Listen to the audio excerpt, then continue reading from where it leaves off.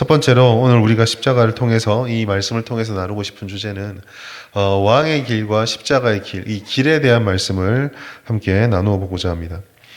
과거에 전쟁을 승리를 하거나 혹은 왕이 행차를 하게 되면 그 행차는 굉장히 화려합니다. 지금은 우리나라에서도 많이 사라졌지만 제 어린 시절 기억에 10월 1일 여기서 10월 1일 하면은 아마 제 연령대 분들은 대번 딱 나오는 말이죠. 10월 1일은 무슨 날이죠? 국군의 날. 국군의 날 알아요?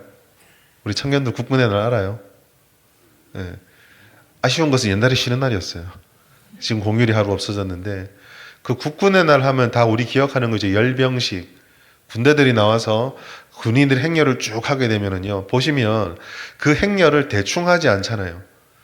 전쟁의 무기들, 미사일들, 탱크들 이런 것들이 길을 쫙 걸어가며 군인의 그 위용을 자랑합니다. 우리나라 군대가 이만큼 강력하다. 하늘에는 전투기가 날아다니고 하여간 그 하루에 그 군인들이 엄청나게 그 많은 에너지를 쏟아붓고 또 옆에서 지켜보는 사람들이 볼 때는 야, 화려하다. 우리 군대 정말 세구나. 이런 생각을 하게 만듭니다.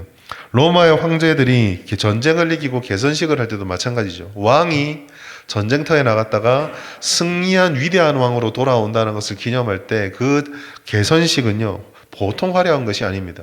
전리품들을 앞세우고 정복했던 나라의 포로들을 앞세우고 왕은 가장 높은 곳에서 가장 깨끗한 갑옷과 가장 화려한 말과 혹은 마차를 타고 위풍당당하게 등장을 하죠.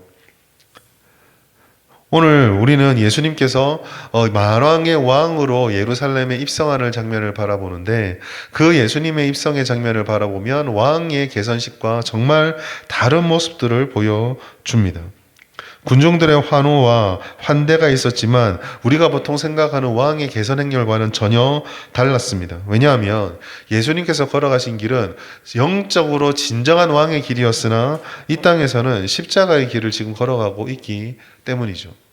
오늘 우리는 이 말씀을 바라보면서 내가 과연 어느 길을 걷고 있는가, 어떠한 길을 걸어야 되는가를 생각해 보아야 합니다.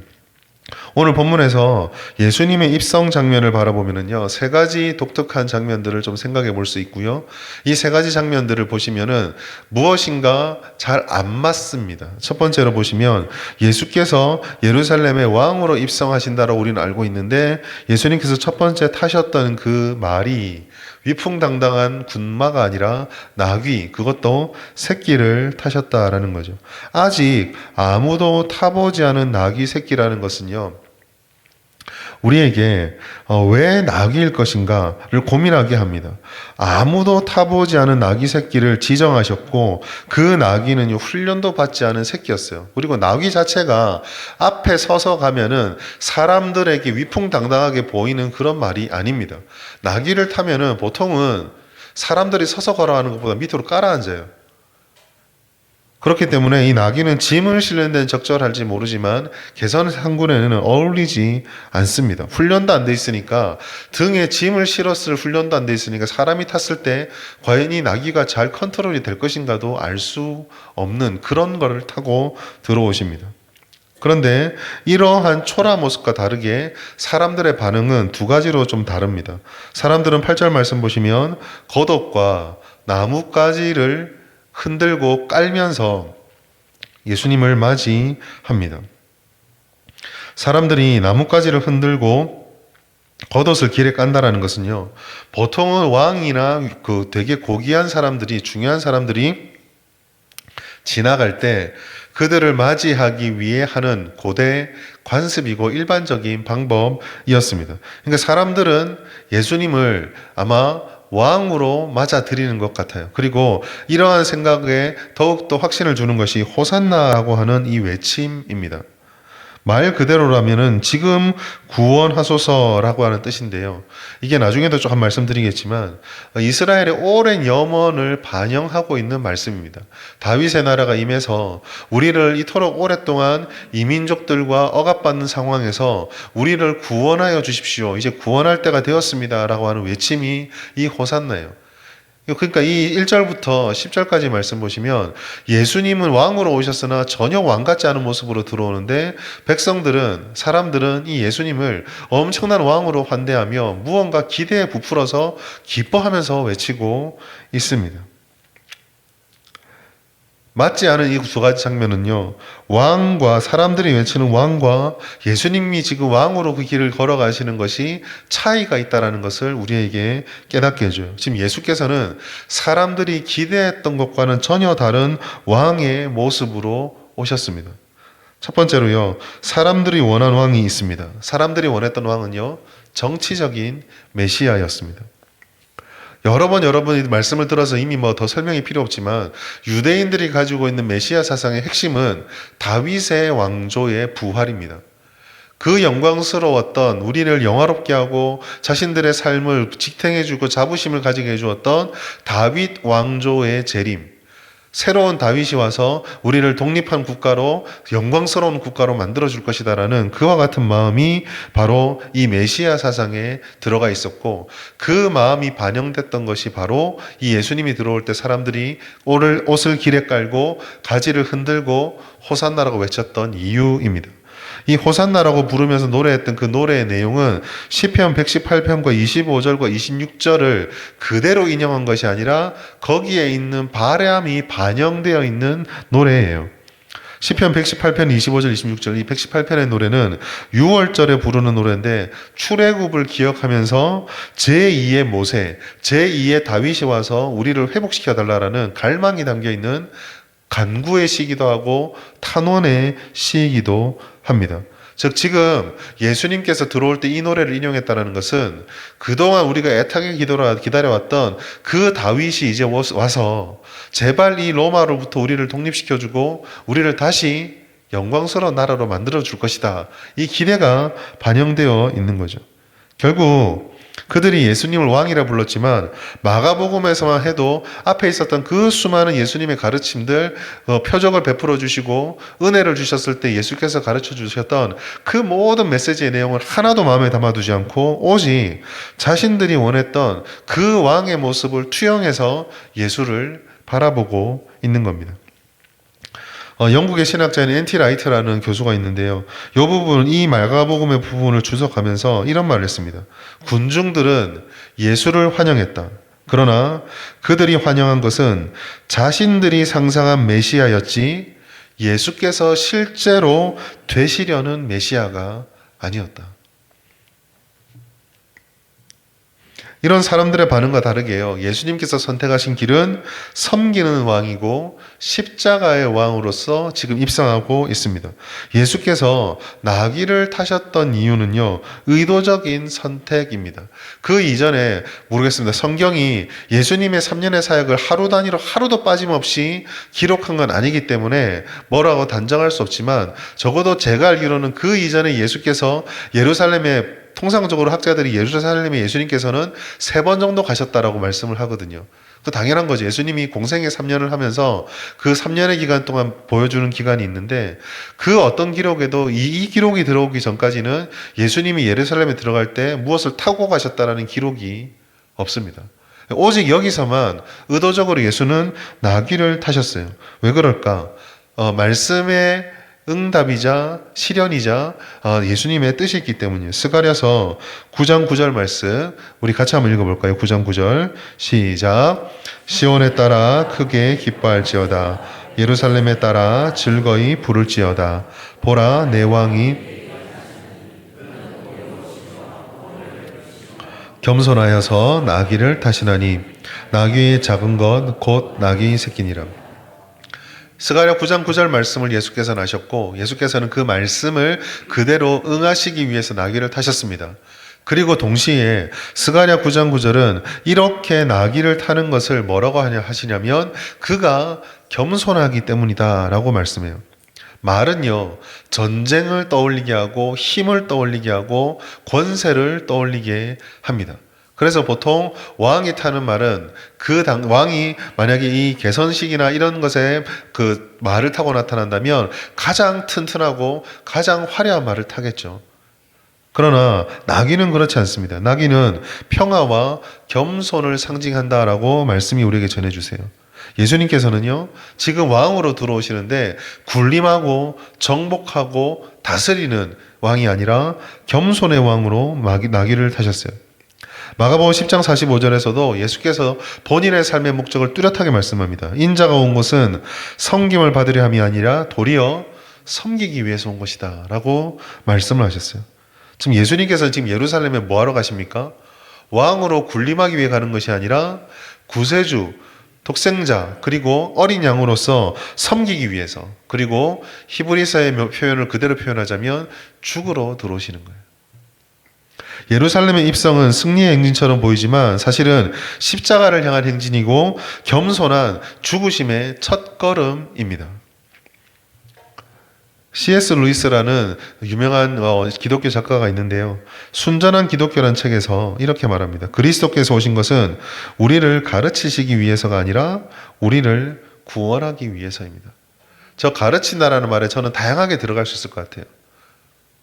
우리를 다 정복하기 위해서, 사람들 앞에 뛰어나게 왕으로 군림하기 위해서, 그런 것이 아니라 우리를 구원하기 위해서, 우리를 진정한 하나님의 백성으로 삼기 위해서, 그러기 위해서는 죄를 해결해야 되기 때문에 죄의 삭신, 제물이 되기 위해서 지금 가나안 땅으로, 예루살렘으로 들어오시는 거죠.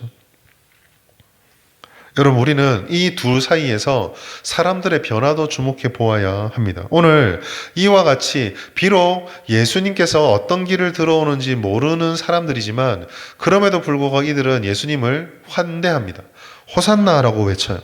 하나님을, 정말 예수님을 통해서 뭔가 이루어질 것처럼 모든 사람들이 종려나무 가지를 흔들면서 정말 왕으로 대접하고 왕으로 맞아 드립니다. 여러분, 우리가 주목해야 될 것은 이 호산나 외침이 아니에요. 이 십자가의 고난, 우리가 이 걸어가는 일주일의 말씀 속에서도 반영이 되겠지만 지금 여기서 호산나라고 불렀던 사람들이 불과 닷새 뒤에 예수를 십자가에 못 박으라고 침뱉는 사람들로 돌변해 버립니다. 왜 이런 일이 벌어졌을까요? 예수께서 자신들의 기대를 충족시키지 못했기 때문이에요. 빌라도를 정복해 줄 줄 알았는데 빌라도에 잡혀가고, 로마에게 이겨줄 줄 알았는데 로마의 죄수가 되고, 사람들을, 자신들을 괴롭혔던 사람들을 숙청해 줄 줄 알았는데 사형수가 돼서 죽으니까 자신들의 기대를 하나도 들어주지 않으니 예수를, 호산나라 불렀던 자들이 예수를 십자가에 못 박으라고, 그것도 그냥 십자가에 못 박으라가 아니라 강도요 살인자인 바라바 대신에 십자가에 못 박으라고 하는 사람으로 바뀌어버리게 됩니다. 호산나라고 외쳤던 이들이 구했던 왕은요, 자기들을 위한 왕이었습니다. 예수님께서 세상을 구원할 왕으로 오셨지만 이들이 원했던 것은 세상 따위를 구해주는 왕이 아니라 나만 위한 왕이면 되었던 거예요. 그 마음이 호산나를 불렀던 입술에서 예수를 십자가에 못 박으라는 입술로 돌변하게 만들었던 것입니다. 같은 길에 지금 호산나라 외치는 사람도 서 있고 예수님도 서 있습니다. 그러나 그 길 위에서 예수는 한결같이 본인에게 주어진 사명을 감당하는 겸손의 왕으로 걸어가셨지만 그 길을 따라가며 앞과 뒤를 호위하며 호산나를 불렀던 사람들은 예수와 같은 길을 걷지 않았기 때문에 호산나를 부르다가 저주의 입술로 바뀌는 엉뚱한 모습으로 나타나게 되죠. 여러분, 우리는 오늘 이 첫날을 시작하면서 우리의 영혼의 영적 내비게이션이 바른 길을 따르는 곳으로 향하고 있는지 돌아보아야 합니다.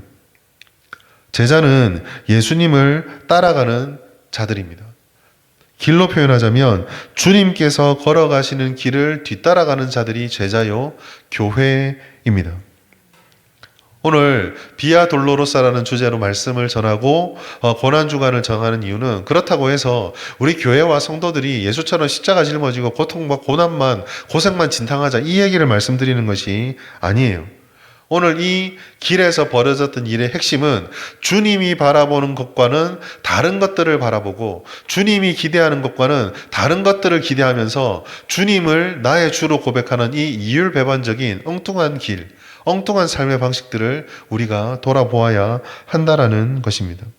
먼저 내가 원하는 예수님과 성경이 보여주는 예수님을 우리는 늘 마음속에 담아두고 이번 한 주를 보내야 하겠습니다.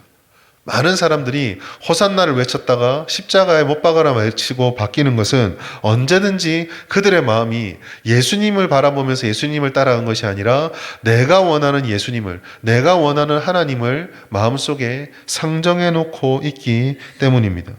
기도를 들어주시는 예수님, 나를 성공시켜 주시는 하나님, 내 문제를 즉각 해결해 주시는 주님, 고난 없이 십자가 없이 부활과 영광만 주시는 주님, 으로만 바라본다면 우리는 호산나를 부르다가 주님에게 십자가에 못 박으라고 할 수 있는 이가 될 수 있어요. 예수는 나귀를 타고요 십자가를 짊어지셨습니다. 오병이어 기적도 행하셨죠. 그것을 바라보고 사람들을 왕으로 삼으려고 했습니다. 그때 예수님의 반응을 보십시오. 피하시잖아요. 그리고 뒤에 곧 이어지는 게 무엇입니까? 요거 먹으면 6장 15절에서 그 오병이어 기저귀에 예수님을 왕으로 삼았던 사람들이 똑같은 말 6장 53절부터 56절에 내 살을 먹고 내 피를 마셔라. 너희가 내가 흘리는 그 피에 동참하는 자가 되라는 말씀을 듣자마자 요한복음 6장 66절에 뭐라는 말씀이 무슨 말씀이 있냐면 많은 제자들이 떠났다라고 돼 있어요. 빵 먹여주니까 좋다고 쫓아다니다가 네가 빵 주는 사람이 되라 그러니까 다 도망가 버리는 거예요. 그들이 원하는 것은요, 빵을 주는 왕이었지 나보고 빵 주라고 시키는 왕이 아니었습니다. 우리가 정직하게 물어야 될 것이 여기에 있어요. 십자가의 예수님을 따르는가 아니면 내가 만든 예수님을 따르는가? 내가 생각하고 내가 기대하는 예수님을 따르는가? 말씀 속에 나타나 있는 주님을 따르는 신앙을 가지고 있는가? 복음은 여기에 있어요. 예수님은요, 우리의 기대를 충족시키려 오신 분이 아닙니다. 예수님께서는요, 우리의 죄를 담당하시고 우리를 바꾸셔서 진정한 삶을 살도록 영원한 구원의 복을 누리도록 하시기 위해 희생 제물로 오신 분이에요.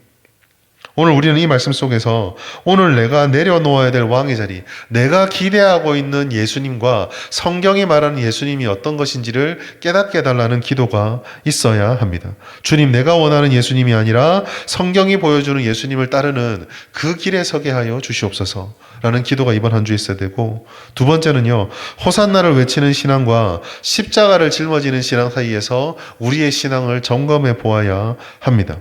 호산나는 영광의 신학이에요. 높아져야 되고 빛나야 되고 사람들에게 영향력을 행사할 수 있어야 합니다. 그러나 그러한 모습들이 결국 자신들이 가지고 있는 기대가 충족되지 않았을 때 십자가에 못 박으라고 바뀌는 모습, 이 모습을 우리는 주의 깊게 보아야 해요. 왜 이렇게 바뀌었을까? 그들의 환대는, 예수님을 받아들이는 마음은 조건부였기 때문입니다. 예수님이 우리의 기대를 채워주시면 그러면 따르겠다. 그러나 우리가 원하는 것과 다른 일이 벌어지면 우리는 예수님께 실망하고 얼마든지 떠날 수 있다. 이게 말로는 표현하지 않았더라도 그들의 삶으로 증명해 준 거예요. 우리의 신앙도 그럴 때가 있지 않나요? 기도 응답이 있을 때는 호산나 외치지만 침묵하면은 기다리지 않고 주님의 뜻이 있을 것이라 받아들이지 않고 왜 이번엔 응답 안 하냐고, 왜 이러시냐고 등 돌려버릴 때 있지 않습니까? 건강할 때는 감사하지만 아플 때는 원망하고, 사업이 잘 될 때는 찬양하지만 어려워지면 불평하고, 합격하면 영광 돌리지만은 합격을 못하면은 실망하고 좌절하고 실족하고 떠나버리고. 십자가 신앙은 다릅니다. 여러분, 십자가 신앙은요, 조건이 아니라 일방적인 주님의 사랑에 의지해서 맺게 되는 영적인 관계입니다. 디트리티 본헤트와라는 사람이 지은 나를 따르라라는 책이 있습니다. 그 책에 보면은요, 이런 말이 있습니다. 값싼 은혜는 교회의 치명적인 적이다. 그럼 값비싼 은혜가 뭐냐? 값비싼 은혜는 우리에게 모든 것을 요구한다. 주님이 내 기도를 들어주든 안 들어주시든, 내 인생이 주 안에서 원하는 걸 달성하든 못하든, 성공하든 실패하든 상관없이 저는 주님을 따르겠습니다. 이게 이제 값비싼 은혜예요. 왜냐하면 주님께서 이미 나를 사랑하셔서 십자가에 자신을 들이셨기 때문입니다. 우리는 매일 십자가를 바라보아야 됩니다. 고난주간을 통해서 우리가 바라봐야 될 것은 바로 그 십자가 사랑이에요. 그리고 작은 섬김과 하나님께 드리는, 나를 굴복시키고 나를 낮추는 작은 헌신의 시간들이 우리에게 있어야 돼요. 거창한 순교가 아니라 세상과 유일하게 구별되어지는 조건에 따라서 행동하고 조건에 따라서 이렇게 저렇게 바뀌는 것이 아니라 일방적으로 사랑을 베풀어 주셨던 예수님의 사랑을 세상에 드러내는 거죠. 존 스토트가 말한 그리스도의 십자가라는 책에서 이런 얘기를 합니다. 십자가는 기독교의 중심이고 교회가 세상과 구별되는 유일한 표지이다. 사람들은 조건을 따라서 삶을 살아갑니다. 내게 좋은 조건을 주는 것들만 쫓아갑니다. 그 조건이 달성되어지면 좋은 친구고 좋은 조직이지만 그 조건을 충족시키지 못하면 거리를 두어야 되고 좋지 못한 조직으로 받아들입니다. 그러나 예수님께서는 어떻게 말씀하십니까? 예수께서는 조건이 아니라 관계 속에서 일방적인 사랑을 우리에게 베풀어 주셨습니다. 예수님의 마음을 우리는 좀 생각해 볼 필요가 있는 것 같아요. 사람들이 지금 앞에서 얼마나 화사한 얼굴로 그 예수님을 등돌아보면서 나귀가 행여나 날뛸까봐 그 고삐를 잡고 머리를 잡고 예수님을 보며 향해서 환하게 웃으면서 호산나 외치며 걸어갑니다. 근데 예수님은 알죠. 저 얼굴이 닷새 뒤에 어떻게 변할지. 그걸 보면서 쫓아가시는 그 말 위에서 나귀 앞에서 걸어가는 그 사람 얼굴을 바라보면서 예수님이 어떤 마음으로 그 길을 걸어가셨을까요? 세상은 우리들에게 왕의 길을 제시합니다. 그러나 예수님은 우리를 십자가의 길로 부르세요. 그 배반할 사람들의 얼굴을 바라보며 그 나귀를 잡고 자기에게 호산나 부르는 사람들에게 쓸데없는 짓 하지 말고 비켜라라고 한 게 아니라 묵묵히 그렇게 환영해주는 미소를 받아주면서 멈추지 않고 그렇게 걸어가는 주님의 마음은 과연 어떤 마음이었을까요? 좁지 않았을까요? 외롭지 않았을까요? 슬프지 않으셨을까요? 우리와 똑같은 인성을 가진 예수님께서 얼마나 그 마음이 무거우셨을까요? 그러나 주님께서는 그 조건에 흔들리지 않고 그 길을 끝까지 걸어가셨습니다. 2026년 비아돌로로사 우리가 걸어가야 될 주님을 따라가는 십자가의 길은 무엇입니까? 내가 걸어가야 될 나를 주님의 자녀로 불러주신 그 하나님의 은혜에 따라 합당하게 내가 걸어가야 될 신앙의 십자가의 길은 과연 무엇입니까? 주님께서 깨달음을 주시고 그 은혜를 주실 때 이번 한 주 동안 묵상하시면서 주님의 그 길을 걸어갑시다. 그리하여서 세상 속에서 똑같이 자기 것만 쫓아가는 사람들의 삶이 아니라 우리에게 은혜를 베풀어 주셨던 주님이 기뻐하시는 한 주의 삶을 또 우리의 평생의 삶이 되기를 바랍니다. 그렇게 주님의 십자가를 온전히 짊어지고 걸어가시는 우리 모든 성도님들, 저와 여러분이 되시기를 예수님의 이름으로 축복합니다.